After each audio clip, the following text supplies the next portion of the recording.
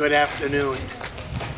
We are at the site of the temple here in a beautiful old area outside of Tokyo for a special reading from Once a Kid. The title of this is There's Always a First. There's always a first in Tokyo. The date was a fall day in 2002. Our son Jeff was working for Model Language School, MLS, in the land of the rising sun, Tokyo, Japan. On this particular day, we received a call from Jeff asking us to sit down. He had some news for us. The news was he was getting married, and sitting down news was it was only minutes away. We, of course, were very happy. We had already met Haruna in Portland months earlier. She was simply wonderful. However, we were sad that we weren't there for this grand occasion. Jeff set our minds to rest as he told us that they would be having a special wedding ceremony and a most fabulous dinner party. And it would be in May of 2003 in Tokyo, atop a beautiful high-rise building overlooking the Imperial Palace. From then on, the fun began. I must say that I had mixed feelings about going to Tokyo, not knowing much about this huge city 11 hours away by non-stop flight from Oregon. I was apprehensive about what it would be like.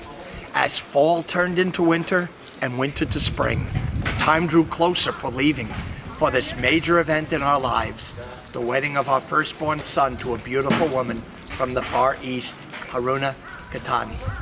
I knew I wanted to look good for this event, so I bought a designer tux fashioned by the famous Italian designer Valentino from Buffalo Exchange, a secondhand store in the Hawthorne area of Portland.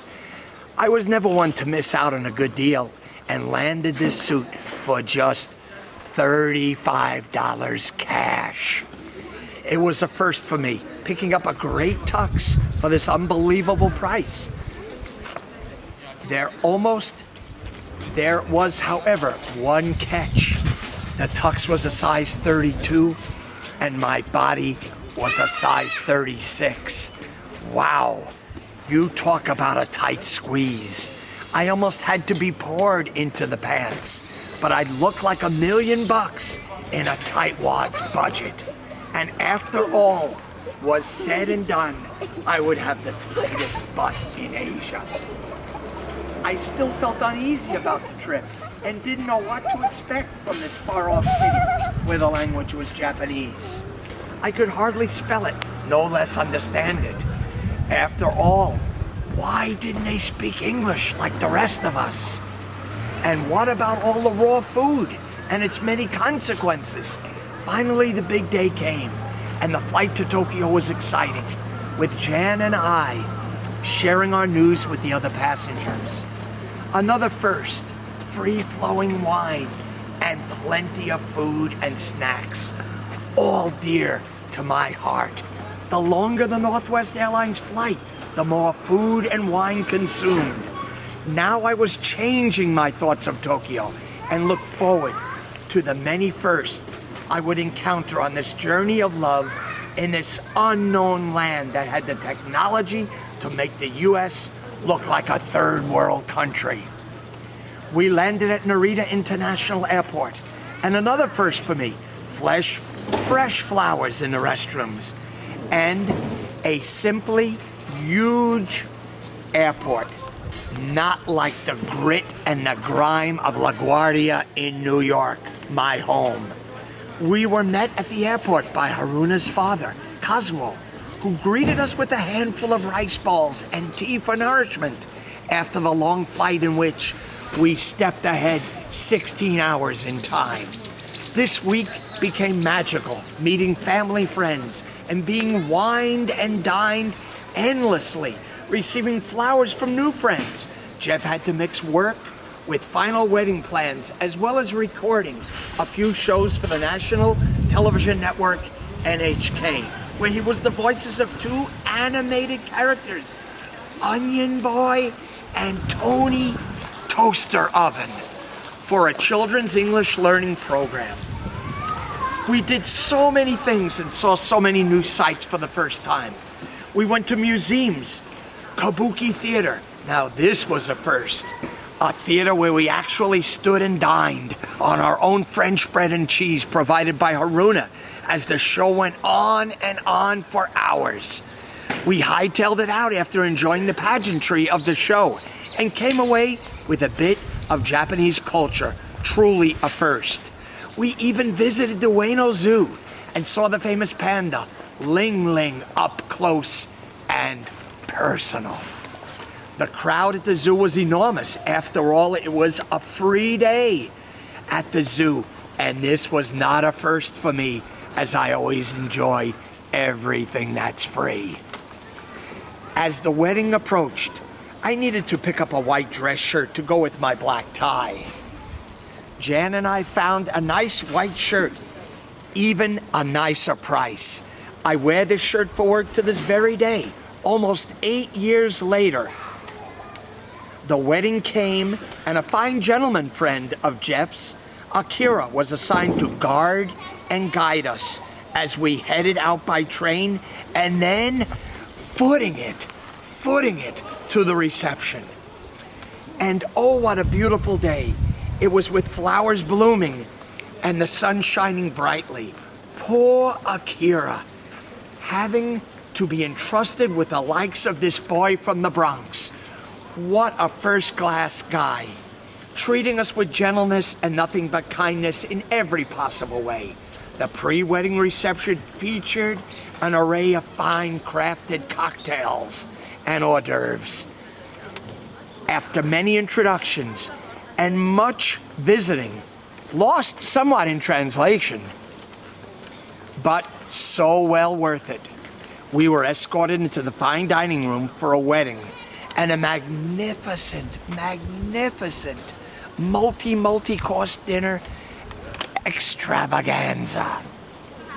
If you can believe it, this was almost more than even I could handle. But in reality, I came through in the end. Fine dining atop the world, overlooking the Imperial Palace Gardens in the grandeur of Tokyo. Everything from soup to salad, lobster to steak, and everything in between. I would surely be remiss if I didn't mention the assortment of beverages, from Japanese beer to fine wines and champagne. At one point, another first, glasses at my place setting of beer, wine, and champagne, all at once. Oh, where to begin and where to end. Then it was time for refills. The beautiful ceremony took place, and then talks by parents. I truly loved it.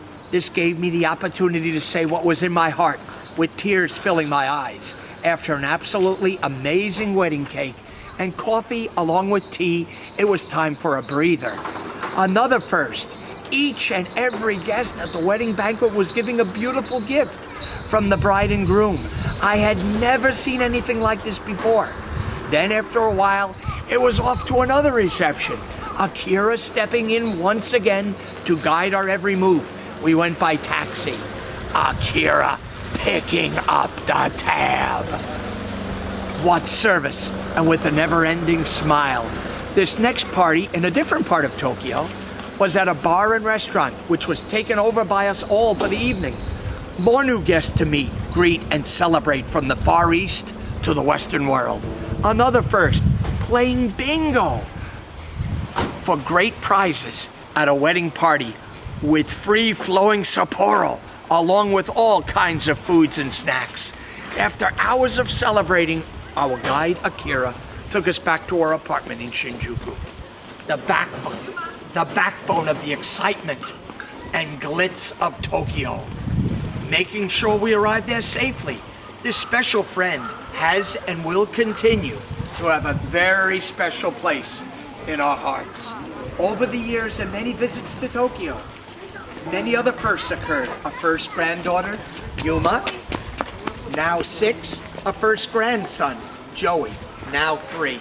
And many first-time offerings of all kinds of foods, from multiple varieties of raw fish to Korean barbecue, to raw horse, to even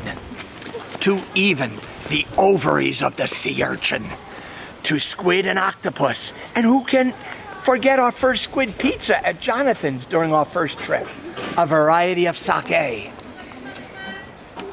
Oh, a variety, which I would keep close to me in case the taste of these unusual foods would challenge my taste buds. I could reach quickly for the wooden box filled with the Japanese spirits. Over the years, many different alcoholic beverages that were new to me. Sochu and a variety of mixed drinks.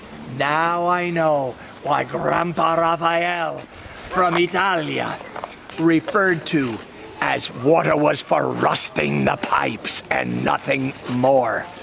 Other firsts included karaoke, Japanese style with beer chasers, which service people would deliver to our private room via the elevators. The food courts, which are huge and contain every kind of food and drink you can imagine. These are all on the lower levels of all the famous department stores. And I'm talking huge stores like Macy's, Penny's, and Nordstrom's in the US combined. And how do you explain a first time at Shinjuku train station with more than 40 different exits? You take the wrong exit and you can end up in a different country. That's how big this station is. How about toilets without seats? And toilet seats warm enough to soothe an aching butt. There are so many controls on these toilets that if you're not careful, you too might go down the drain. Then there's the Japanese versions of KFC, McDonald's, Burger King, and Starbucks, and all for a price. And don't forget Mr. Donut. We have been to the largest fish market in the world, the size of 2.5 football fields, containing every kind of living and dead species from the sea. If you have the cash, you can make a very early bid at about 5 a.m. on a fish that could go for as much as $100,000 as you sipped on sake for breakfast. By the way, I'll take not one, but two. Now, that would really be a first for me. For a humble guy from the Bronx in New York, educated in Omaha, living in Portland, Oregon, who almost didn't give Tokyo a chance, I found an enchanted city with a mix of the old and the ultra-modern.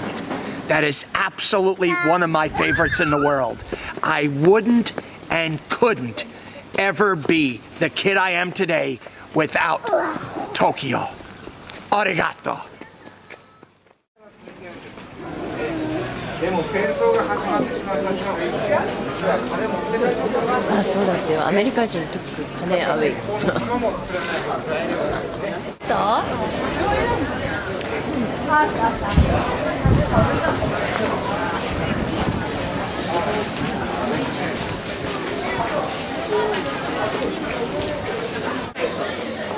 美味しいですよね。